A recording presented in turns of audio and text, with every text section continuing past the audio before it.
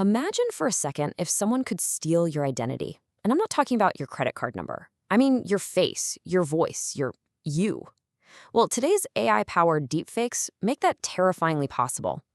And what's wild is that this one technology has basically started a war that's being fought on two completely different fronts. One is this high-stakes corporate battleground. The other?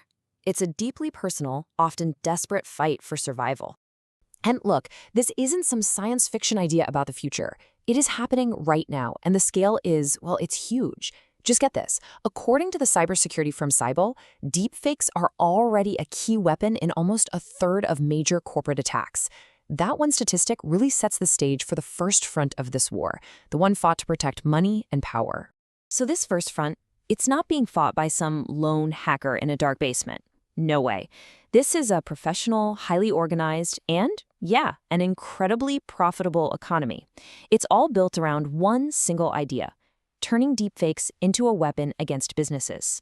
And the way they do it is surprisingly easy for just about anyone to get in on. Welcome to the world of Deepfake as a Service, or DaaS. This right here is the real game changer. These platforms have basically knocked down all the barriers. You don't need to be a tech genius anymore. Anyone, and I mean anyone, can now get their hands on tools to launch these incredibly convincing attacks. It's like digital forgery for the masses, the criminal masses, that is. And the financial damage? It is just staggering. In 2025 alone, financial fraud losses in the US rocketed up to $12.5 billion. A huge chunk of that was driven by these AI-assisted attacks. So DaaS isn't just some abstract threat, it is actively siphoning billions of dollars out of our economy. So how do they actually pull it off? Well, picture this. Attackers clone a CEO's voice to call the finance department and order a massive fraudulent wire transfer. Or they create a real-time deepfake video of you to trick your bank's video call verification system. They can even cook up completely fake identities to open bank accounts. It's a powerful, versatile arsenal for corporate crime. But believe it or not, this is only half the story. Okay, so now let's completely pivot. Let's move away from corporate balance sheets and talk about the human cost. Because when a deepfake steals your identity, it's not about money. It becomes an attack on your body, on your reputation, your sense of safety. This is the second front of the deepfake war, and it's a battle fought by everyday people, often completely and utterly alone. This quote, it's from a victim survivor of a very specific and very personal type of deepfake abuse. And it just perfectly captures the relentless, soul-crushing reality of this fight. You know, it's not a single event. It's a constant, never-ending siege you have to fight every single day. This type of abuse actually has a name: non-consensual intimate imagery, or NCII. Now, that includes AI-generated deepfakes, but it also covers other kinds of image-based sexual violence. And at its very core, just like a physical assault, it's a profound violation of a person's consent and their bodily autonomy. Now, here's where technology makes this whole thing uniquely devastating. See, unlike a physical event that happens and is over, this digital content can be copied and reposted forever. And what's worse, the platform algorithms can actually amplify it, pushing it out to more and more people. Researchers have a term for this. They call it a social rupture, because it completely isolates victims and shatters their lives. So when something this horrific happens, where are victims supposed to go for help?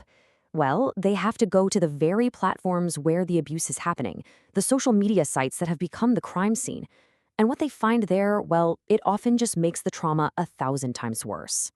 The reporting process itself is, frankly, a nightmare.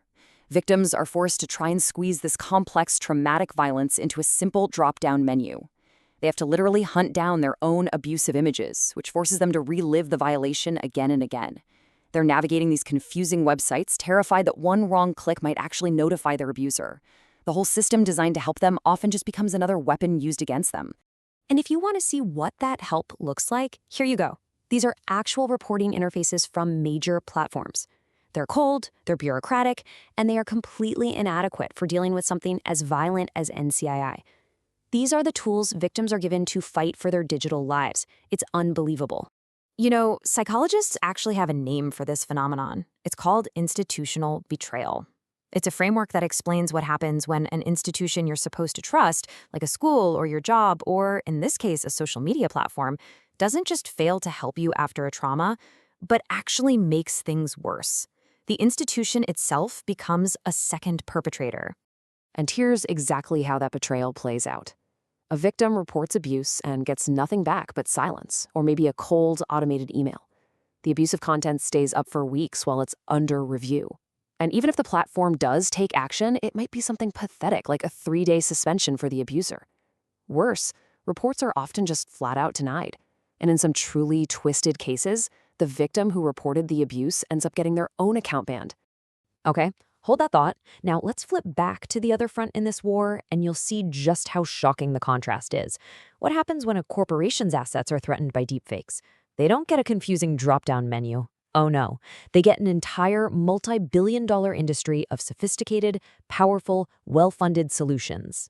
This is just a tiny snapshot of the professional market for deepfake detection. You've got companies like Microblink, Sensi AI, Reality Defender, all offering these robust AI-powered tools. And just look at the language they use: compliance, court-ready reports, forensic analysis. This is a whole different universe from what victims get. This is the corporate arsenal. They have AI that can verify documents instantly. They use something called liveness detection to make sure you're a real person on a camera, not a deepfake. They run deep forensic analysis and spit out reports that are designed to hold up in a court of law. It is a proactive, powerful, and extremely well-armed defense. So now let's bring these two stories together. On one side, you have this sophisticated, well-resourced war to protect corporate money. And on the other, you have the abandoned, traumatizing struggle of individual human beings. It's a completely unfair fight, defined by two totally different realities. This slide just lays it all out, side by side, and the contrast is it's breathtaking. For corporations, AI-driven verification. For people, hostile, ineffective reporting forms. For corporations, court-ready reports. For people, they're met with silence. For corporations, real-time scanning. For people, they're actually punished for reporting. The difference is just night and day. So here's the bottom line. The biggest problem here isn't the deepfake technology itself. The problem is the massive, gaping chasm in our response to it. It all comes down to a question of institutional responsibility, and it reveals a pretty ugly truth about who our digital systems are built to protect and who they're built to leave behind. Which really just leaves us with one final, urgent question. When technology steals the very essence of who you are, whether it's for financial gain or for personal violation, who is responsible for making you whole again? Because right now, the answer seems to depend entirely on whether the victim is a person or a corporation. And that's a reality we seriously need to confront.